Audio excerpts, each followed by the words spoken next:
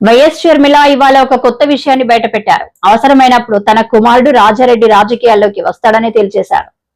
కర్నూలు ఉల్లి మార్కెట్ సందర్శించిన సందర్భంలో షర్మిల ఈ వ్యాఖ్యలు చేశారు. క్వింటా ఉల్లి 600 రూపాయల ధర కూడా పలకడం లేదన్న షర్మిల గత సంవత్సరం క్వింటా ఉల్లి 4500 ఉందని చెప్పారు. ఈరోజు ఇక్కడికి నేను రావటం జరిగింది. ఈరోజు ఆంధ్ర రాష్ట్రంలో ఉల్లి పండించిన రైతులు ఎంత ఇబ్బందుల్లో ఉన్నారో ఇక్కడికి వచ్చి చూస్తే స్పష్టంగా అర్థమవుతుంది.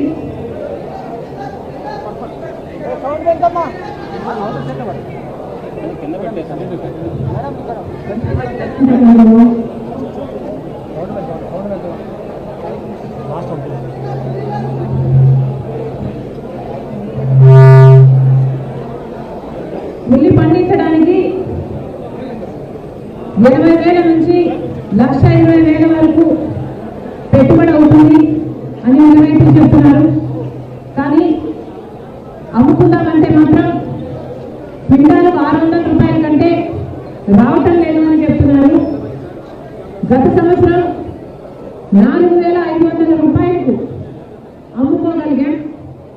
ఈసారి డిమాండ్ లేక ఉల్లి కొనడం కూడా కరువైపోయింది. దాంతో ఈ దళారుల కార్టెల్ ఆర్ దళారుల సిండికేట్ కేవలం 600 రూపాయలు, అది కూడా మంచి గ్రేడ్ అయితే, కింద గ్రేడ్ అయితే 300కు 200కు కూడా అమ్ముకుంటున్నారు. పండించిన పంటలో పెట్టుబడిలో కనీసం సగం కూడా రావటం లేదు అని ఇక్కడ రైతులు వాపోతున్నారు. మరి రైతులకు నష్టం వస్తే నిన్న మొన్న 2 రైతులు ఆత్మహత్య ప్రయత్నం చేయకపోతే దానికి వైసీపీ కార్యకర్తలు అంటూ టీడీపీ ప్రచారం చేసింది, కేసులు పెట్టింది. మరి రైతులకి పండించిన పంటకి కూడా పార్టీలు ఉంటాయని ఇప్పుడే అర్థమవుతుంది.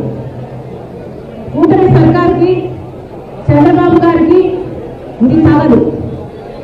మళ్ళీ చెప్తున్నా, ఇక్కడ ఉల్లి రైతులు చాలా కష్టాలలో ఉన్నారు. 600 రూపాయల కంటే రావటం లేదు.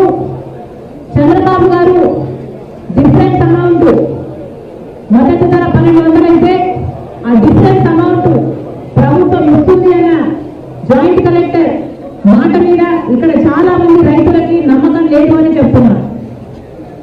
మళ్ళీ చెప్తున్నాం, చంద్రబాబు గారు ఇది వరకు కూడా ఇదే రకంగా మాట ఇవ్వడం జరిగింది అని ఇక్కడ రైతులు చెప్తున్నారు. ఇది వరకు కూడా బకాయిలు ఉన్నాయి రైతులకి. గత సంవత్సరాలలో చంద్రబాబు గారు ఇచ్చిన మాటే ఇంతవరకు నెరవేరలేదు అని చెప్తున్నారు. మరి ఇప్పుడు అదే చంద్రబాబు గారు మళ్ళీ ఇప్పుడు డిఫరెన్స్ అమౌంట్ ప్రభుత్వం వేస్తుంది అని చెప్తున్నా కూడా మాకు నమ్మకం కుదరడం లేదు అని ఇక్కడ రైతులు చెప్పడం కూడా జరుగుతుంది. మరి చంద్రబాబు గారు ఉల్లి రైతుల విషయంలో వీడియో తీసుకొని ఎన్నో పెద్ద పెద్ద మాటలు చెప్పారు. ఉల్లి రైతులు ఎంతో భరోసా కలిగించేటట్టు మాట్లాడారు. అసలు రైతులందరూ కూడా సుభిక్షంగా ఉంటేనే రాష్ట్రం బాగుంటుంది అన్నారు.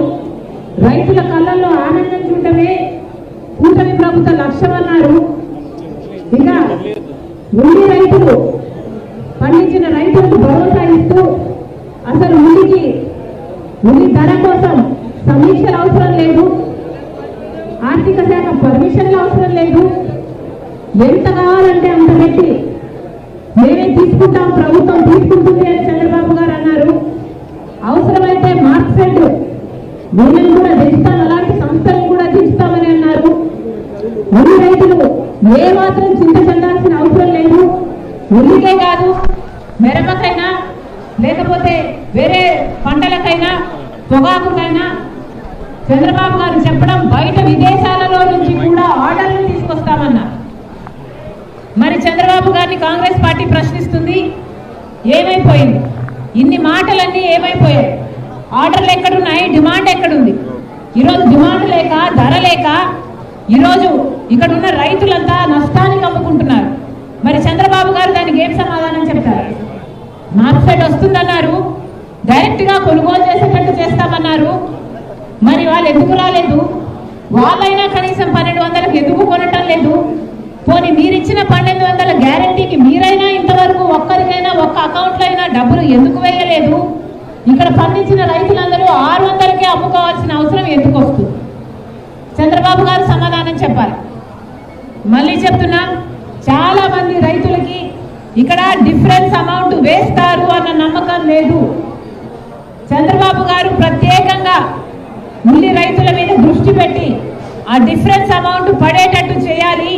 ఎందుకంటే ఇంతవరకు కూడా ఒక్క రైతు అకౌంట్లో కూడా ఆ 1200 మొత్తము 1200 ఎంతైతే చంద్రబాబు గారు చెప్తున్నారు మద్దతు ధర ఇస్తామని 1200 ఏ ఒక్క రైతుకి ఇవ్వలేదు. నిన్న కూడా ఇక్కడ చాలా